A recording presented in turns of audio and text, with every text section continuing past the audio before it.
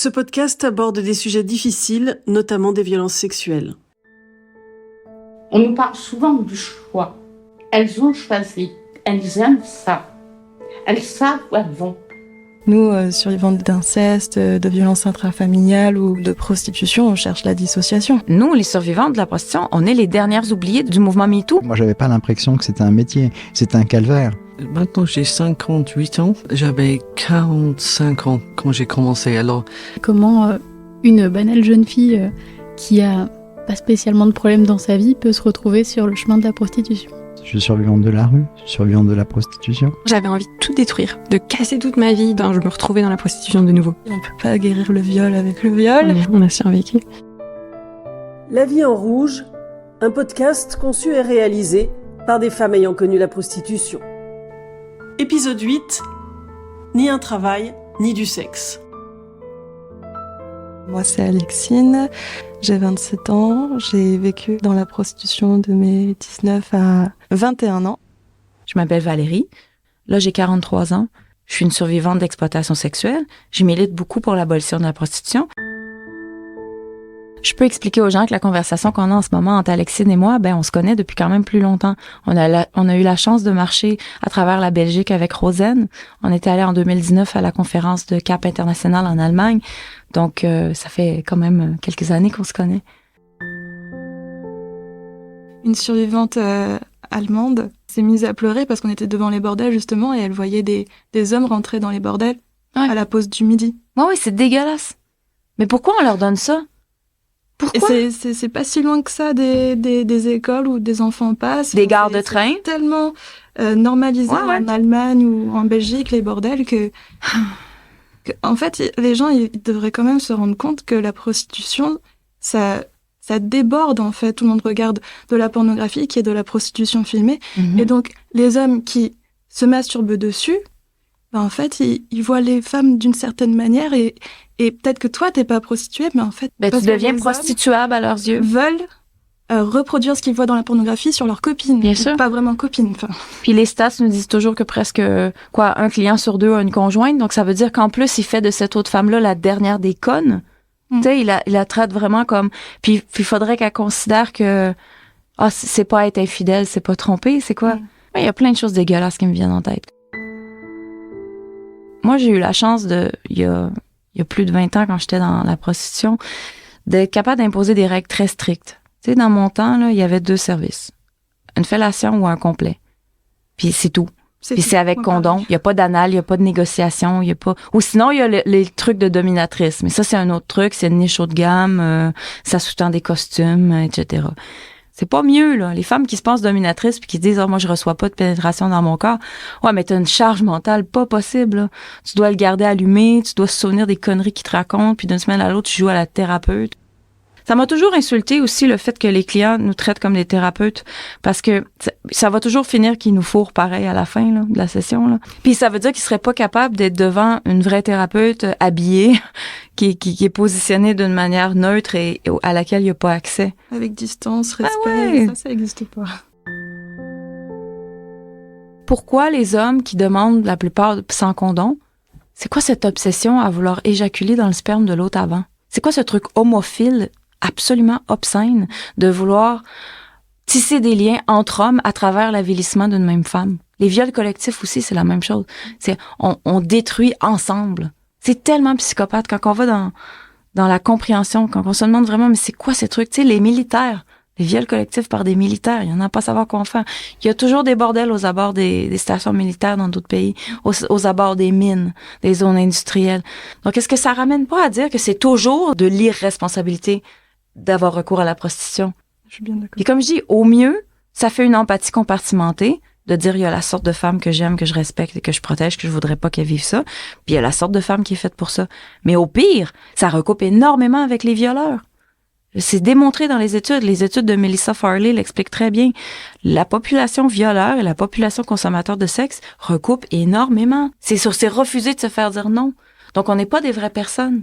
Tu sais, les hommes sont toutes... on va dire 9 sur 10 sont accros à la porno. Ça veut dire que moi, je marche sur le trottoir et j'ai conscience de marcher avec des hommes qui viennent juste de se masturber sur de la porno violente, d'avilissement, de étouffer une femme avec son pénis, puis lui éjaculer partout dans les yeux, puis des pratiques toutes plus violentes les unes que les autres.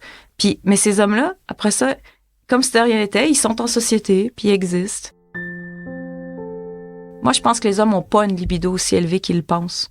Je pense que dès qu'ils ont l'idée d'une pensée érotique, ils la nourrissent avec la porno. S'ils ne consommaient pas de stimuli visuels, il n'y aurait jamais la libido qu'ils ont. Leur libido, elle est fabriquée. Elle est vraiment inventée. Elle n'est pas naturelle. Je suis d'accord. Ouais. Donc, au Canada, on a la même loi que vous avez en France. On l'a eu 2 ans avec vous. Donc, la loi dite modèle nordique abolitionniste. Donc, en clair, la loi, ce qu'elle vise à faire, c'est pas de dire aux femmes sors de la prostitution maintenant ou de lui dire quoi faire avec son corps, ça a aucun lien parce qu'en fait, tu maintiens le droit de te prostituer toi-même. Ce qu'on fait, c'est qu'on s'assure d'enlever les tierces parties proxénètes et on s'assure de dire au client que ça n'a pas de sens de monnayer le consentement sexuel d'une femme. Et le but de cette loi-là, c'est qu'avec le temps, on va cesser de renouveler le système prostitutionnel, on va en venir à baisser la demande parce que le problème, c'est la demande. En une génération, on peut changer ça. Par exemple, en Suède, en Norvège, là où ils ont le modèle nordique depuis beaucoup plus longtemps que nous, mais c'est inconcevable pour un groupe de jeunes garçons d'aller fêter un enterrement de vie de garçon ou une graduation dans un bordel. C'est inconcevable, c'est super mal vu. Les nouveaux hommes qui grandissent dans une société dans laquelle on leur apprend que les femmes sont des personnes intègres et qu'elles doivent avoir le droit à leur sexualité à elles-mêmes, libre de... Tu sais, qu'il faut se rencontrer à mi-chemin dans une sexualité enthousiaste et heureuse. Pas que la femme mette ses sensations à off pour être un réceptacle pour ce que l'homme veut. Sinon, on est dans le viol, là. On n'a jamais autant parlé de consentement avec le MeToo, etc. Mais nous, les survivantes de la prostitution, on est les dernières oubliées du mouvement MeToo à cause du biais de l'argent. Les gens pensent que l'argent achète le consentement. Mais à quel moment on peut retirer notre consentement? On peut pas, parce qu'il va retirer l'argent. Donc, il faut vraiment percevoir l'argent dans la transaction prostitutionnelle comme une coercition. C'est comme, est-ce que tu peux arrêter en plein milieu?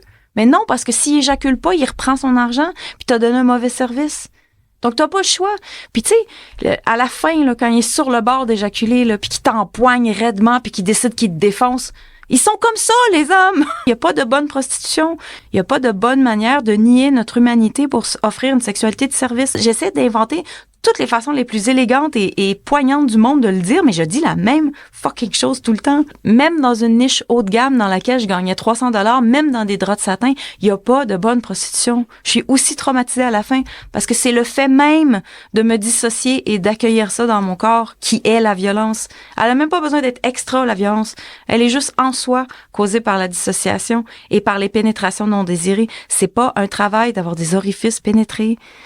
Il y a aucun emploi dans lequel le contact muqueuse-muqueuse, les fluides corporels, il y a rien de ça qui serait acceptable dans aucun autre type d'emploi.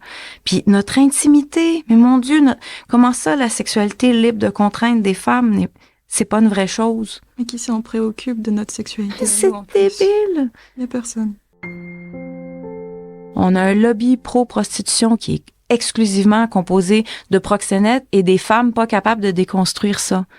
Dans le fond, c'est des femmes incapables d'en sortir ou alors qu'ils ont compris que pour sortir leur épingle du jeu et ne pas être la personne qui reçoit les pénétrations, ben la seule façon d'améliorer ta condition au sein de l'industrie du sexe, c'est de structurer la revente d'autrui.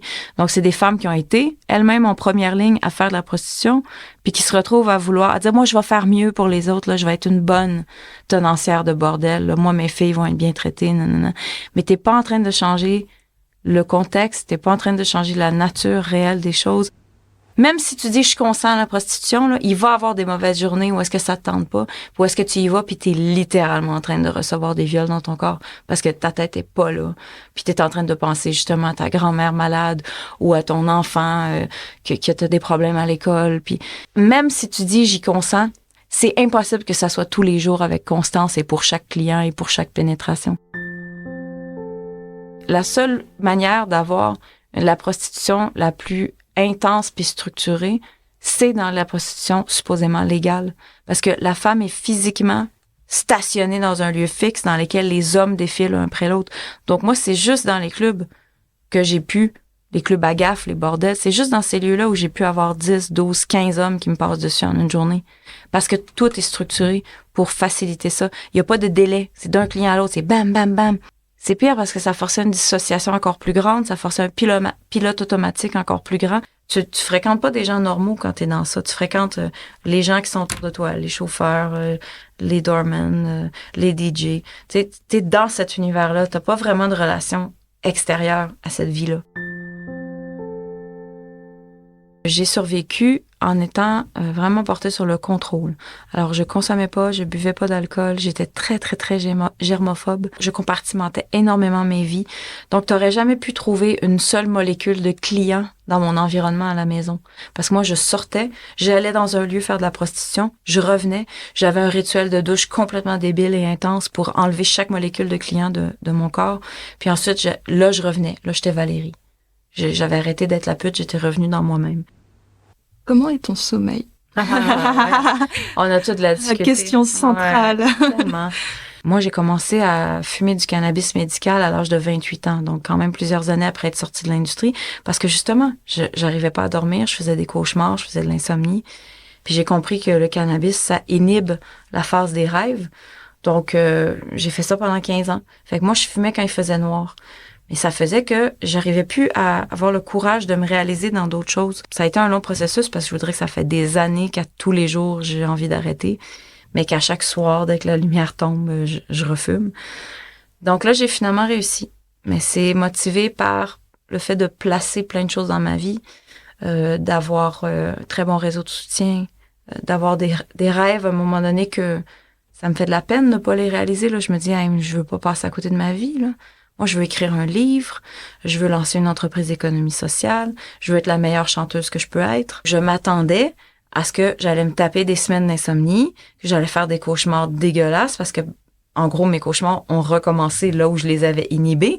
Donc, on retourne 15 ans en arrière. Ça veut dire des rêves d'être séquestré, des rêves d'avoir un genre de psychopathe violeur qui te poursuit.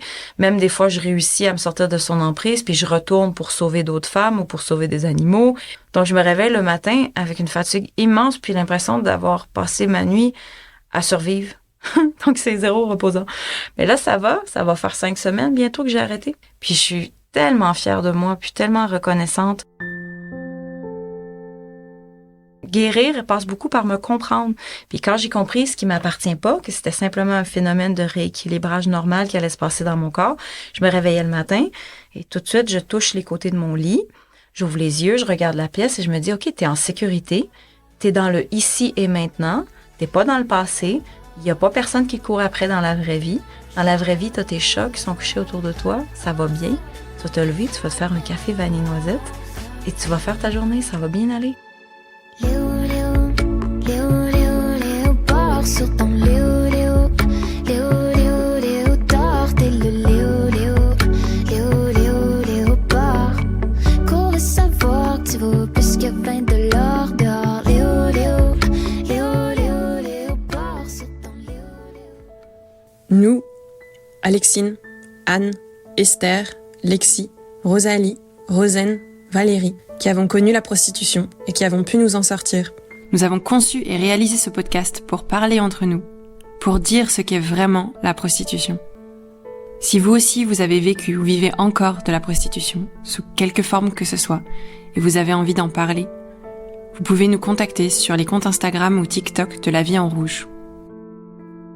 La Vie en Rouge, un podcast conçu et réalisé par des femmes ayant connu la prostitution. L'ensemble des épisodes sont disponibles sur les plateformes habituelles. Avec le soutien éditorial, logistique et financier du Mouvement du Nid, enregistré au studio La Poudre à la Cité Audacieuse. Merci à la Fondation des Femmes pour son soutien indéfectible à toutes les femmes victimes de violences.